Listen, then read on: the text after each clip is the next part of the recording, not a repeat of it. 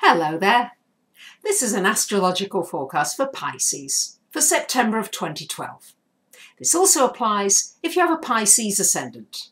So my dear Pisces, the focus is going to be on your home, your family, your environment, your work, your relationships, your finances. Those are the main focuses of this month. So to start out with, we've got the Sun and Mercury in your 7th house conjunct in the first week of this month. So this is going to be a good time for communicating more about what you want in your relationships. It's going to be a good time maybe to listening to a friend. Somebody may need to confide in you, to talk to you.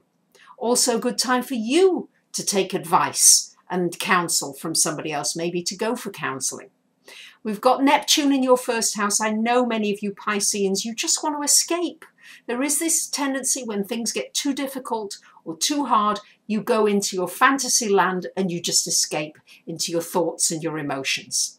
Nothing wrong with that, but just make sure you're not avoiding anything that needs to be faced in your relationships, because you can't sweep it under the carpet forever. This month it's going to be pulled out of the carpet because we've got a new moon on the 16th of the month in your house of relationships. So it's an opportunity, Pisces, for you to have a clean sweep.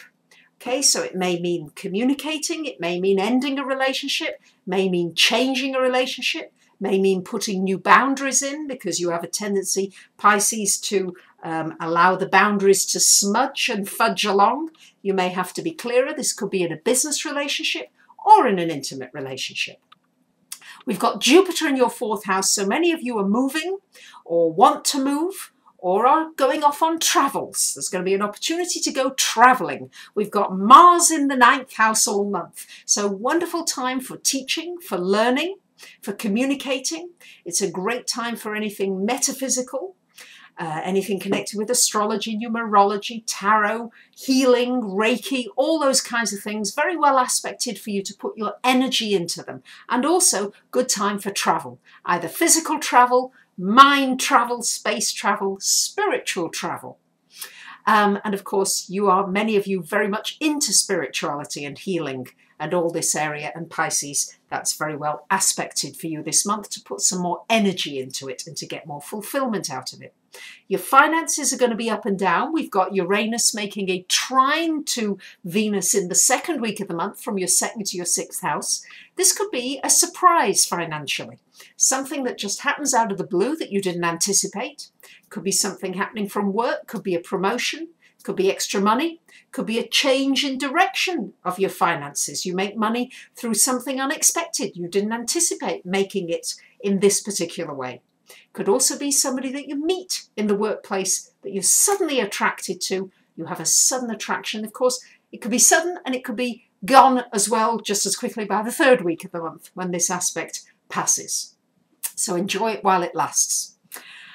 We've got a lot happening in this 8th house of joint finance, of protecting your money, your finances, everything that you have, shining the light on it in the last week of the month. So important if you've got any contract to sign, wait until the last week of the month, but make sure that you've got everything in place, that you understand what you're getting into. Sometimes, Pisces, you don't always understand everything financially, some of you, and it's important that you understand what you're getting into and that you have a proper structure, step by step. If you need somebody to explain it to you again, don't be frightened to ask.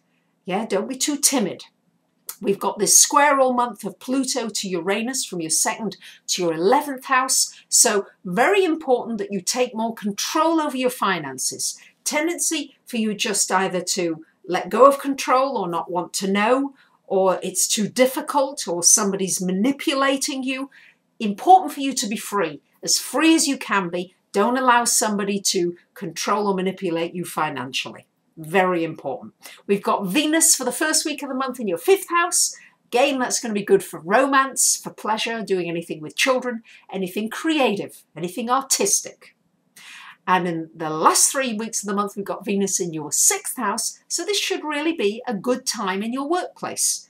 Good time for getting along with co-workers. Good time for being recognized. and appreciated in your work. And it's also a good time for doing something nice for your physical body.